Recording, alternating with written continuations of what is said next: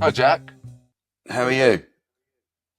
I'm good, thank you. How are you? Yeah, I'm fine. There's a tiny delay on the line there, I think, or you're on drugs or something. What's happening? Is it I'm. because it was a slow You've got response me. to how are you? I mean, you seem to have to think I, about it.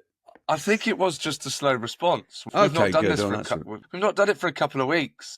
oh, It's one of but those it's like riding a things. bicycle, Sean. You never forget.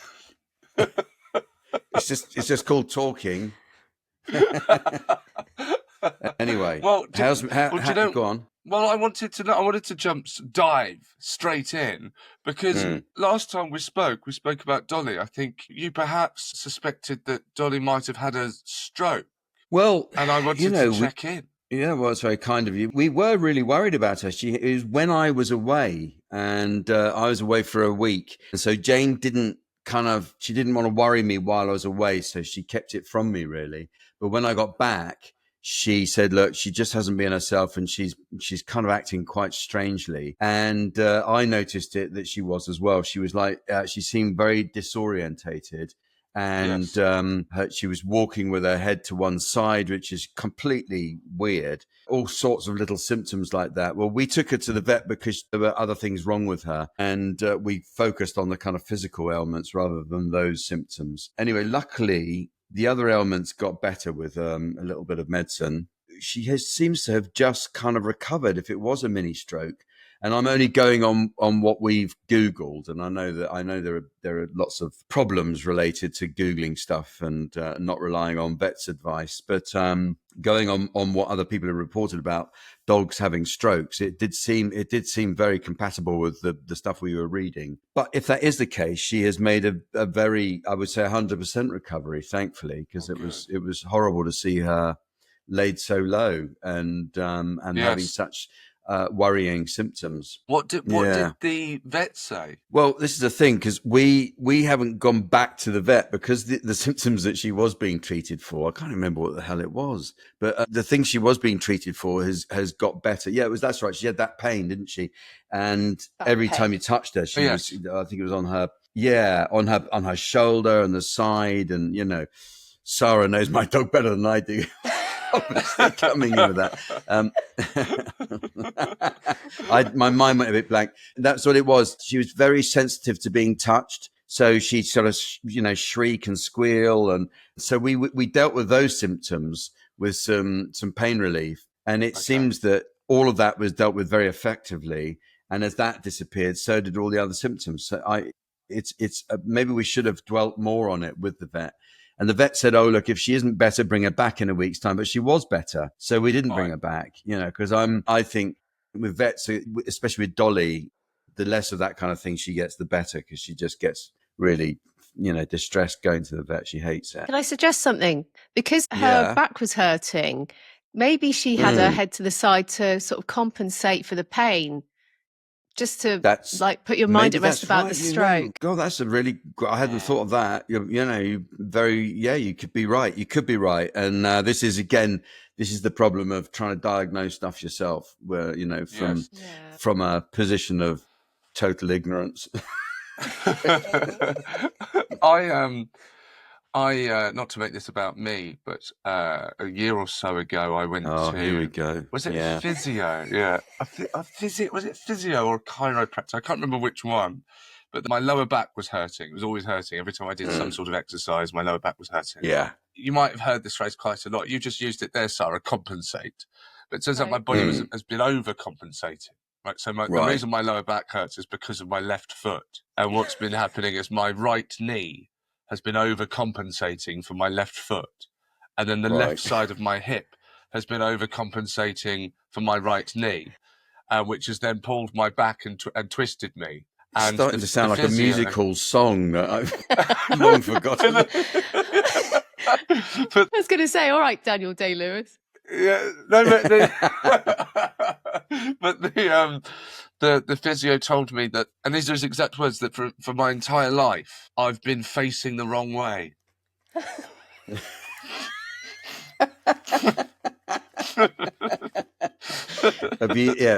What did he mean by that? You've been facing the wrong way. Because I didn't realise that I had a flat left foot. I didn't know this. Okay. So it's tilted me. So I've apparently just been, I imagined like an action man when you've not straightened it up after you've played with it. Yeah. Where it's just kind of twisted at the hips. I've been walking around facing 3 o'clock. Yeah. But that sounds like an incredibly exaggerated version of what was really happening. Yes, that is slightly sore back from a point. Yeah. Was your head tilted though? Was your head tilted when you had a bad back? No, but my back was. It does tilt your. I don't know if my head was tilted, but my shoulder would be tilted. Right. Right. Okay. Perhaps. Yeah. I know these things now because I can relate to Dolly. So if you want to send her around and I can have a look.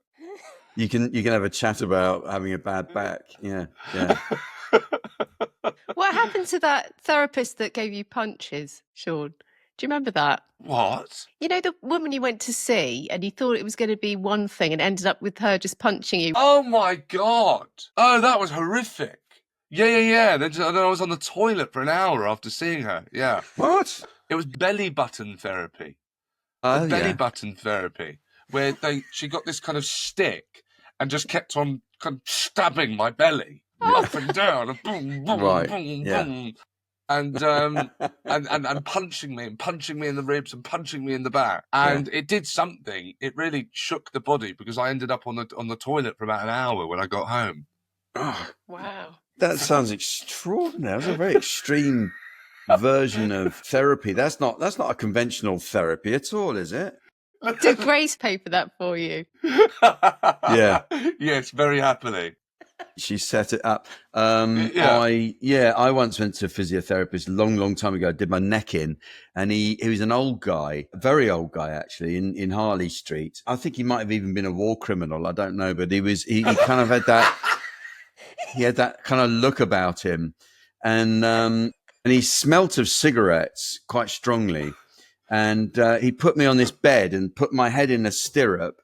And then the bed starts expanding lengthways with keeping my head in. So it was like to stretch your back. I mean, a mechanical contraption that he put me in, right, to straighten out my neck. And it's actually quite frightening apart from anything. And I heard it all click and, and then I kind of got up. I didn't feel much better. But I got up and I went out to pay in the reception. He said to me, yes, I'll see you again next week. And, okay, well, I'll make an appointment on the way out. And on the way out, I was paying the nurse, and I said, as a joke, I said, well, he's either a genius or a maniac. And she said, well, I've been working here for 2 weeks, and I think he's a maniac. And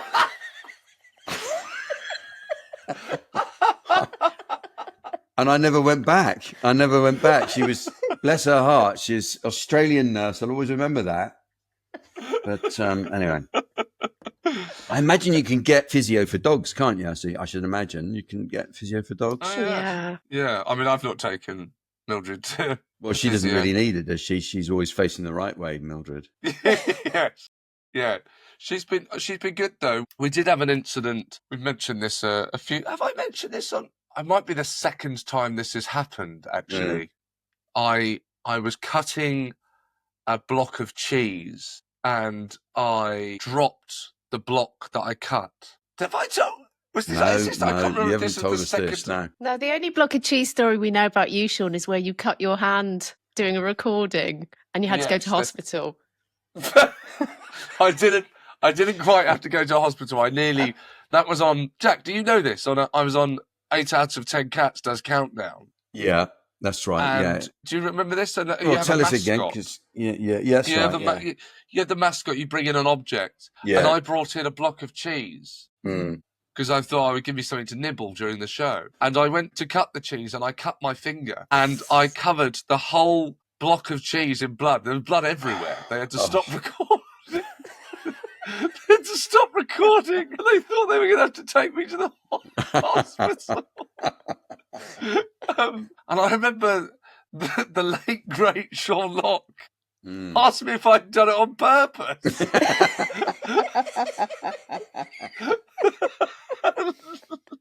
No. But anyway, so Mildred, another cheese incident, runs in the family. Anyway, I was cutting the block of cheese, and a kind of large bulk of it broke off and fell off the table, and that was it. She got the block of cheese. You weren't getting that back, were you? I kind of jumped at her, missed her. She knew exactly what I was trying to do, and she went under the bed with the block of cheese. Straight under the bed. She knew she wasn't allowed it, and that was it. That was the end of that. And then later that night, obviously, she threw up. Yes. So was it everywhere? Was it all over the place? No, it was just a big, massive pile of cheese vomit. There you go. Nice carpet pizza for you. Yes, exactly. Yeah. We've had some nice some emails, and we've got a voice note, haven't we, Sarah? We do. It was from one from Beth, is that right? It's from Beth. Yeah. Hi, I'm Beth. I have 2 long-haired Dachshunds, and they're called Bruce and Brian. We have lots of nicknames for them. We have Bri, Pork Pie, Butty Bum, and Bruce Beefcakes. And for Brian in particular, we have a song we sing, so I thought I'd send that in. It goes, Bri, Mr. Porky Pie, he on the floor and he gives us side eye. And then, obviously, we talk to the dogs. We do tend to talk to them in our normal voices, but we reply for them in their voices. So Bruce is like, Mama says I cannot have sex animals. And Brian's a bit dull here. If we do that, we'll go in trouble. It's all good fun. The kids love it. Thanks, guys. Love listening. Bye. Oh, thank you. Well done. Thank you, Beth, and I hope you get well soon. That's I think we need some context just in case, because we've not had a song in a while and we might have new listeners that don't know, that haven't been listening from the beginning of the pod. But this goes back to, I have a song for Mildred that I will often sing to her when I get home after a show. And then, of course, as it does often in dog world, lots of our listeners also have dog songs, and we had a phase. I think it was a phase of people sending in their songs for their dogs. So that was a little throwback from Beth there. We got some Spotify comments. These are people who left some comments on Spotify. Thank you very much. Kerry wrote on last week's episode, I have misophonia too, and the thing that bothers me a lot is loud noise, breathing and snoring, but not when my dog Millie does it. She can do what she wants. So misophonia is basically when you become extremely agitated by the sound of eating. And it doesn't bother me when Mildred does it, but it does bother me when humans do it. It's really, really interesting, that, isn't it? Well, you wouldn't mind it when it's the dog. It must be something to do. Well, it's obviously a kind of a stress-related thing with other people around, having other people around. Do you know what? I don't want this podcast to turn into a therapy podcast, but my dad didn't have his own set of teeth. and so the sound of him eating, I mean, I won't do it, but you can just imagine. I think it comes from that. I think it gives me PTSD of my dad taking his teeth out and eating shepherd's pie. Oh, no, you've given it to me now. Oh, don't. Oh. And he would say, my dad was, obviously he's Irish, he would say, can't I even enjoy myself from my own house.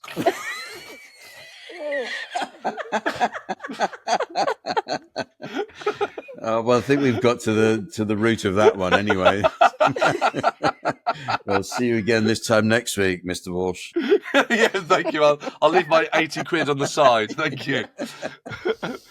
Oh, that's that's interesting to know. But I just find it fascinating that it's not, you let your pets make those noises and so on. Yes. But I suppose it's all kinds of things like that. I mean, if your dog, breaks wind or something, you're much more likely to forgive it for that than if it's your partner or, Yeah. And also, I wouldn't enjoy it if you started licking my face. I don't think anyone would enjoy that, especially me, if I'm honest. Oh, dear me. I'm going to go away from this with all kinds of horrendous images in my mind of shepherd's pie and licking Seann's face. Oh. maybe a Red Nose Day episode or something. You can do that. We have another message, Jack. We do. It's from Jana, isn't it? Jana Twinney. It's a great name. She said, Cam, the dog nutritionist, changed our dog's life 3 years ago. Cam was a guest we had a few weeks ago, wasn't he? Dog nutritionist. And reading Cam's nutrition book and watching his short videos on YouTube educated me enough to start feeding my little Shih Tzu a fresh, raw diet. I gained confidence and knowledge to provide balanced and complete meals for our little darling. And 3 years later, today, he's happy, healthy, and absolutely gorgeous. The best thing I ever did was to come across Cam's website. I hope others can learn too. Never too late to start. And that is from Cam. No, it's not. It's not from Cam. It's from Jana Twinney. He wrote that himself. He might as well have done. I feel he should be paying us some royalties here. But well, look, that's great. And we do like to have some sort of serious content as well. And Cam was very interesting on dog nutrition.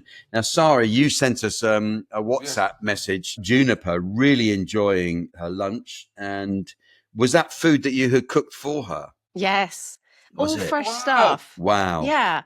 And she laps it up. It's so lovely to watch, Jack, honestly, and to listen to be honest. It's a lovely little munching sound because I know she's happy eating it. Yes. And it's a massive difference from what I was serving her before, where she would just sort of turn her nose up at it. And now she's really enjoying her food. So I'm really pleased about that. What was it, Sarah? It had chicken, liver. I do cook it because I feel a bit weird about giving her totally raw. I know it's fine. I thought it was good when Cam said, no animals can cook. But I am cooking it. Yeah. Chicken, liver, there was a bit of eggshell for calcium, there was broccoli, blueberries. I think that's about and his multivit. Okay. So it's a really healthy, lovely meal for her. Yeah. She looks so happy eating animals, it. Yes, she does. To Cam's point that no animals can cook, either can I, but I still prefer hot food. So it doesn't quite work. Well, the great thing is you've managed to adapt so well, haven't you, Seann? Yes. I'm just going to put it out there, and I know I think it's maybe slightly juvenile thing to say, but I wish Shih Tzus weren't called that. I just do. It's, every time I see it and hear it, I always think, oh, poor things. They have to be called that, I know. You're absolutely spot on. I think that's so funny you bring that up because sometimes I'm with Mildred and someone will say, it's a Cocker Spaniel. What's it crossed with? And then I have to just go poo. And I feel so silly. Yeah. Poo. I'm an adult and I'm saying poo. Yeah. We don't like the words, but anyway, that's I don't know what else we could call them, but they're a lovely breed of dog. They're called spoodles, aren't they, in Australia? That's they right. The other way around. That's a better way of doing it, isn't it? That's a good point. Yeah, good point. What about Shih Tzus? Do they get a different version? We all know. Yeah. Sorry to put you on the spot there. But Shih Tzus they're not a cross. They're not a cross. They're a pure breed. They're not a cross. Okay. So that's the difference. Yes. Sorry, before we have our wonderful guest on, I would admit I've come across these online, but I've just been screenshotting them. I thought they were interesting. I don't know how real these quotes are. Mm-hmm. Sarah, you might have seen some of these online, and I thought I might, if I can find them, each week, I'd love to just read one out. But see what you guys think of this. This is a quote here. Science just confirmed 88% of dogs actually watch TV, and most have a favourite genre.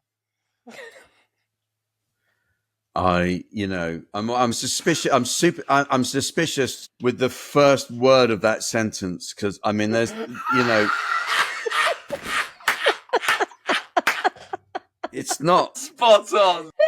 Science is not. It's not an entity, is it? Science. It's not a thinking, living, breathing thing. It's a mode of inquiry. You can't kind of give it a character and thought. Science says. Yeah. I mean, look, I will be honest though, because we've had Nelly staying with us, and Nelly gets very agitated with the television, and it is quite extraordinary how intently she watches, and she is watching for animals in it. You know, she's looking out for animals, and she'll watch whatever it is, and you know. We were watching Escape from the Country, that program. And so she's watching it, going, all right, here's a cottage. You know, all right, we're in the countryside. There's going to be, something's going to happen. I know it is. And then they cut to a field of cows. And she goes, I knew it. And she goes mad. Actually, literally tries to get at the television. She's like scrambling up to get, yeah. And then she'll calm down again. And then she'll wait for the next animal to come on. And then she'll go mad. I mean, if it's another dog, then that's the end of it. It's kind of ballistic. But any animals, she is watching for. So if you could ever be bothered to do this, please try this. If it ever comes to mind. Yeah. Do you have Disney Plus? I don't know what we've got. I don't know if we can get that. I think you might do, just from us talking about programs in previous episodes. But put on 101 Dalmatians and see what happens. Well, I mean, she'd go nuts. But actually, it'd be interesting to see. Do you mean the cartoon version or the film? Either. Well, it would be interesting to see if she responds to the cartoon. But yes, it might be a bit of a weird thing to experiment on her like that. Okay. But you just have to put Kirsty on if she gets really out of hand. This is it, Kirsty Allsop. If she comes on, we have to put on a little bit of location to get Kirsty, and then Nellie's in a trance of love. She really calms down with Kirsty. So what we've learned there is it's not okay if science confirms that dogs watch TV and have a favourite genre, but if Jack confirms it... Yes. Even if they say scientists. I mean, what scientists? Who? Yeah. Who are we talking about? Yeah. Anyone can wear a white coat. Yeah. So absolutely. I've used a Bunsen burner. Yeah. Am I a scientist? Hardly. No more than me. And also, I think, haven't scientists got better things to do? It's not like... They should have better things to do. They have got better things to do. They haven't even cured the cold yet. Well, speaking of scientists of sorts, we have a doctor on today. Well done, Sarah. Well done, Sarah. Some professionalism here, thank God. Just trying to pull it back into line. We do, and he's waiting for us. So should we introduce him? Please, yes. Oh no, hang on. He's a vet, right? Yes. Yeah. Let him wait. See how he likes it. So we talk quite a lot on the show about dog food and feeding your dog. Yes, well, the right things to cook your dog. Sarah, you're actually cooking. I have been, Juniper food at the moment, yes. Sarah has had a bit of a nightmare with Juniper, haven't you? She's been turning her nose up at a lot of stuff. Not just your cooking, but, other other dog food brands. Seann, I told Sarah to try Pure pet food. It's made in Yorkshire with natural ingredients, and it's dried. So you just have to add water to bring it back to life or activate it, as I would say. Activate it. Did they use the word activate it? They don't. I put activate in because okay. It sounds more official. It does. Very snazzy. And it's good, because they personalize it for all kinds of needs for your dogs. If you've got dogs with kidney issues or a whole range of different problems that they address. And well, I know about this because it's actually backed by the Yorkshire vet, Julian Norton. Yeah. There's no weird fillers in it. No. It's very healthy, it's convenient, and dare I say, it tastes better as well. It does. And, if Seann has tasted it and likes it, well, we know that's... We're onto a good thing for your dog, aren't you? But here is the clincher, everyone. They're giving our wonderful listeners, all of you, 40% off your first box. It's not just a discount. That's like your dog winning the lottery. Yeah, the dog will be very happy. Yeah. You could sing to your dog. You could just sing a little dog song. Yeah. Use a purepetfood.com. Is this your idea of a jingle? Yeah. Well, we'll talk about that. Purepetfood.com. Oh, you come here, I'll give you the purepetfood.com. Come here, I'll give you the pure pet. So head to purepetfood.com/ohmydog and treat your dog to something proper. Paul, thank you so much for joining us. And also thank you for getting in touch with us in the first place. Yes. It's really, really great to have you on. Can you just outline a little bit of what you do as the chief vet at Blue Cross? Is it a hands-on role or is it an executive role? What do you do? So I do a little bit of both, actually. Probably not as much hands-on as I'd like, but I'm basically sort of overseeing the veterinary service at Blue Cross, and that's through our hospitals and also through our veterinary care fund, which is something I set up in 23, just soon after I joined Blue Cross. That's helping to support pet owners across the country who are struggling to afford their vet bills, wherever they may be, in whatever location. And that's a big part of what Blue Cross are about, isn't it? Is providing that care for pets for owners who might be struggling to provide it themselves. Yeah, absolutely. So we've actually got 6 services at Blue Cross, veterinary being one of them. We also do rehoming and fostering. We've got behaviour services, pet food banks, pet loss support, and education. So we kind of support the whole life cycle of the pet. And I think we're quite unique as a charity in doing that.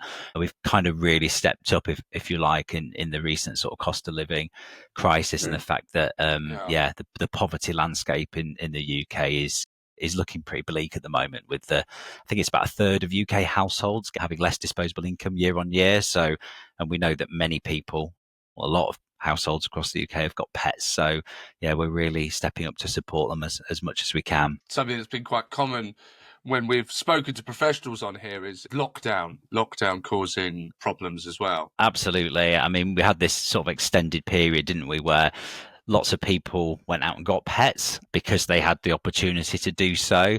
But the environment that we brought pets into wasn't necessarily ideal. There wasn't a lot of socialization of people and animals. So we're actually seeing the long-term effects of those sort of behavioral issues now.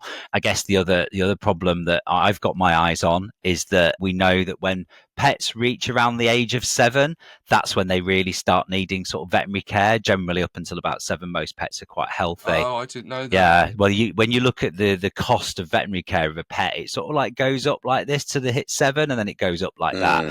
So we're also looking at a sort of a veterinary issue, I guess, in the next couple of years as all those pets hit 7.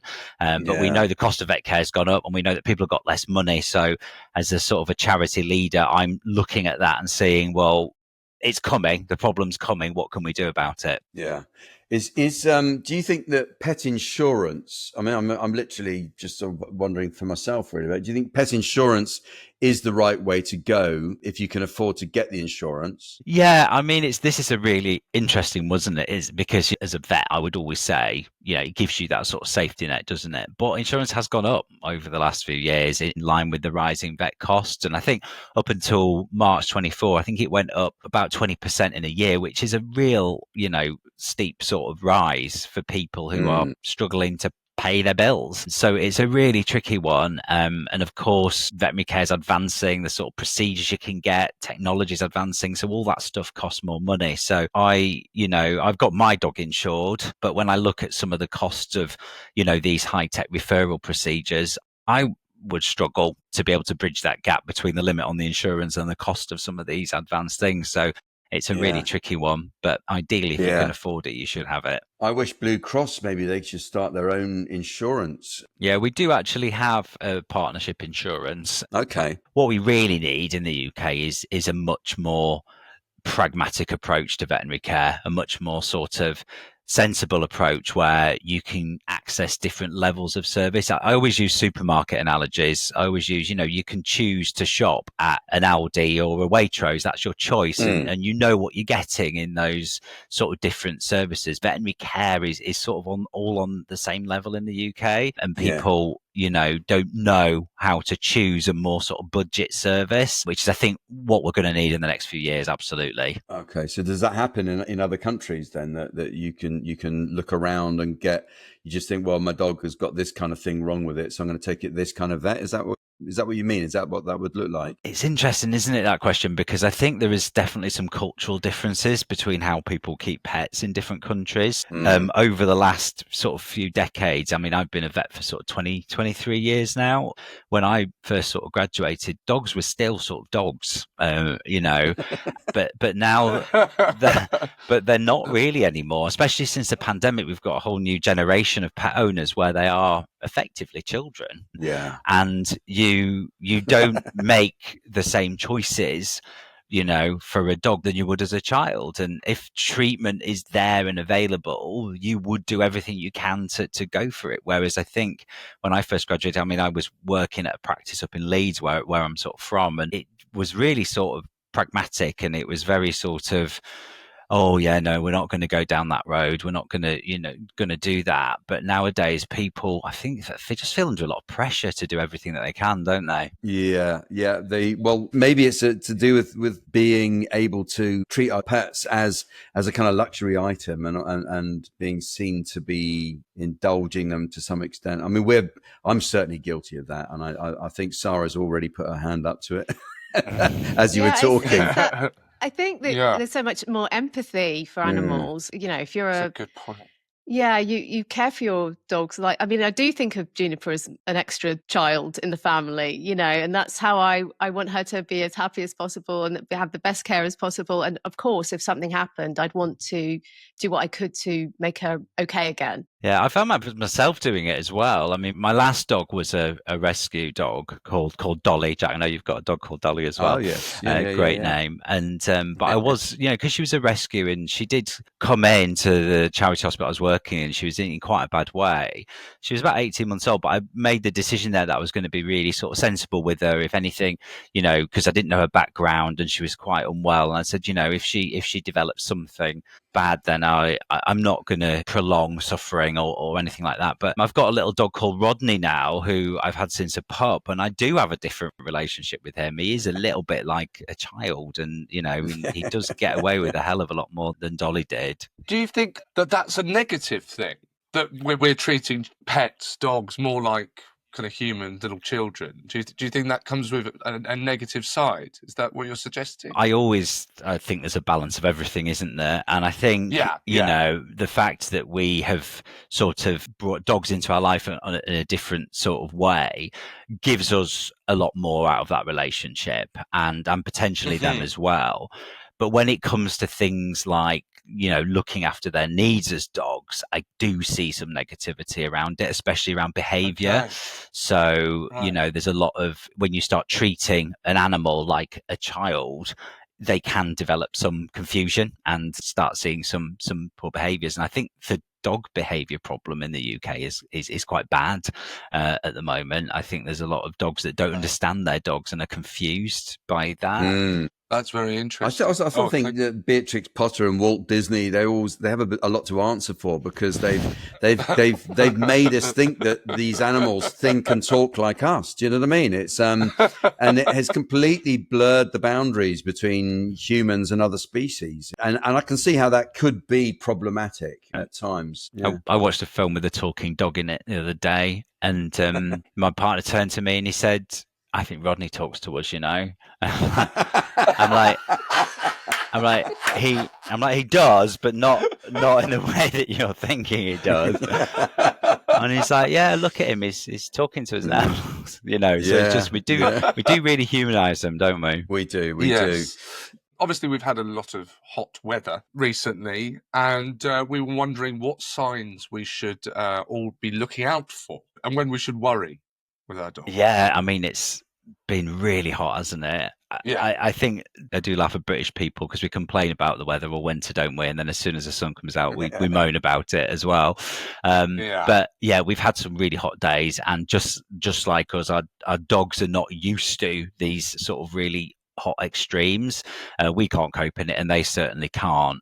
But there's some really obvious things you shouldn't do, and that's walking your dog in the midday heat. That's an absolute no-no. And I've been up at sort of 5 a.m. walking Rodney over the last couple of weeks. But we often say, well, you could walk them late at night as well, but it's still been 28 degrees in London at like 9 o'clock at night. So again, it's not ideal to take your dog out in that temperature. You always should do a pavement test if it's hot outside. Back of your hand, hold it on the pavement for 5 seconds. If it's too hot for you, it's definitely too hot for them. And look for signs like slowing down, excessive panting. Remember, dogs don't sweat. they only cool by panting, and there's certain dogs that struggle with that. That's their only effective mechanism for lowering their temperature. So if you imagine a dog with a flatter face, like our classic sort of bulldogs, pugs, French bulldogs, they really struggle because they can't cool as effectively.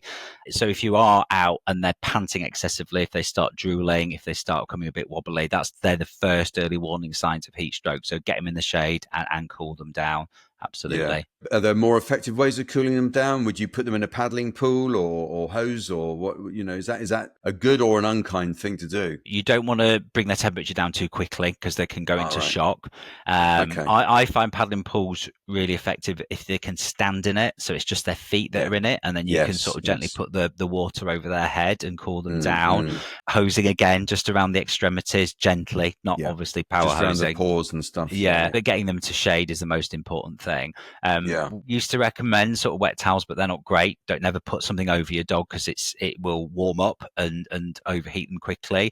But sometimes if you can lay them on a little bit on a wet towel and then sort of take them off and put them in the shade, that can help cool them as well. But it is really hot. The challenge is as well, you've got to keep them entertained sort of during the day, haven't you? Because I know Rodney gets so bored of being in the house all day. So what I do with him is I get his breakfast and I actually put it into a load of, the Kongs, the toys with the holes in them, and stick them in the freezer, and then I give them to him throughout the day, so he's got something to sort of entertain him, and then do a few games with him in the house. If I'd let him, he'd just go lay outside in the sun, but obviously that's not ideal because within sort of 5 minutes he's panting away. So just making sure that just because they're in the garden doesn't mean they're necessarily safe. And our big dogs and dogs with dark fur really struggle as well because they can't cool themselves as effectively. And of course, if they've got exposed areas, they can get sunburned just like we can. So a good pet-friendly sunscreen, ear tips, nose tips, and on the tummy as well. Yeah, but it's hard for them because it's boring. I didn't know about that. Sun cream for dogs. Yeah, absolutely. So if it's like a light coloured coat, like a white coloured coat, or they've got exposed areas, they can actually get sunburn and they can develop skin cancers as well with prolonged sun exposure. So yeah, definitely protect them. Okay, that's good to know. Now we've heard about ticks. Oh yeah. How big a deal ticks really are. And we're wondering where dogs are most at risk. Yes, ticks are a problem, mainly in the summer, but they can also occur throughout the winter as well. They generally, most of the species in the UK, will sort of sit on these in the long grass. When dogs walk past, or cats, they use sort of sensors and they sort of latch on and they suck blood basically. But the reason ticks are dangerous is because they carry quite a lot of tick-borne diseases. You'll have heard of Lyme disease. There's other ones as well, like babesiosis that affects sort of the blood and the immune system. So there's definitely tick hotspot areas around the UK. So if you know that you're in one of those, and just ask your vet because they'll be pulling those ticks off all the time. But I think a good prevention is good for ticks because remember, as soon as they bite, your dog's at risk of those sort of tick-borne diseases. Yeah, I mean, I've got friends. What do you do? Because I know, I mean, I've got friends who've got those little tweezers that you have to unscrew the tick, don't you, out of them. Would you recommend we have a go ourselves or take it to a vet if it happens? I normally recommend getting your local vet or nurse to show you how to do it. And once you've done it, always have a tick hook in the car with you, especially if you're going on holiday. Make sure you know how to do it. But you've got to be really gentle because if you pull them out too suddenly, you can leave their mouth parts in and they can set up quite nasty reactions and you get nasty infections. Yeah. Actually, that touches on another thing we were going to ask is about getting cover for your dogs when you're traveling abroad and what to do if your dog is sick when you're away on holiday with them. What's the best thing, do you think? Just to find the local vet and bring them in? Yeah, so I think whenever you're taking a dog away, it does need a bit of planning. So I always recommend that you plan right from where you're staying, the holiday accommodation, making sure it's sort of dog friendly. And you've got, I mean, Rodney loves his Zoomies in the morning, so I always make sure there's a bit of an enclosed garden wherever we're staying. But yeah, things like, carrying a first aid kit with you, a dog friendly one with your tick hooks, with some, bandaging material in there as well. They like to get sort of bee stings, don't they, when they're snuffling through the grass and things. But always check where you're going, where is the nearest vet, where are the emergency sort of facilities should you need it if there's an accident, because the last thing you want to do is be somewhere you don't know, panicking and driving around aimlessly trying to find a vet. Just make sure you plan it. And that goes for, if you're based in one place on holiday, but you're traveling to another, just make sure it's a little bit of planning, but it can save you a whole lot of stress if you need it. And if you're not taking your dog with you on holiday, this leads into an email that we've had with a question for you, Paul, from Seeing Cho, who is in Melbourne and wants to know, do dogs comprehend short-term goodbye when we leave them? She says, my situation with Wally, it's a greyhound, a rescued greyhound. Wally follows me around, especially when he notices that I'm about to leave the house. I feel awful shutting the door. When I leave, I give a little treat as I go to soften the moment. And when I leave him at my parents', my mum distracts him so I can sneak out. But I worry he feels tricked or thinks I'm gone forever. What do you think the dogs are feeling when you leave the house? I mean, I've noticed that Dolly if she sees a suitcase in the hallway, to be completely honest, she's not that bothered if it's my suitcase, which it more often is. But if Jane has packed a suitcase, then she's go, what's happening? What's going on? So what are your thoughts on that? Yeah, this has been one of the biggest problems since the pandemic, actually, is the emergence of separation anxiety in dogs. That's one of the top 3 issues that we're seeing behaviourally. And it's essentially because when you're in close sort of contact and you're constantly with your dog, that becomes their routine and their normal. So if you're not there, they get very, very displaced. I would say, from what you said, that the person that contacted you there, it sounds like that dog is prone to having a bit of separation anxiety, and you do have to work them out of it, but it does take quite a long time. From when Rodney was a puppy, I joined this scheme, I don't know if you've heard of it, called Borrow My Doggy, which is where you connect with local people and they take your dog for a day. And I set him up with a couple of very regular sort of borrowers, and I mean, he doesn't care now if we leave him for the day. Off he goes. He's quite happy. But in dogs that aren't used to being with other people or in different environments, they really struggle. Behaviourally, it's quite tough to work that through. And you have to do it stepwise. You have to sort of leave them for little periods of time first and then extend it a little bit more. And the dogs just have to get used to the fact that it's all right to be on their own. It's fine. Then, they'll just rest or they'll sleep.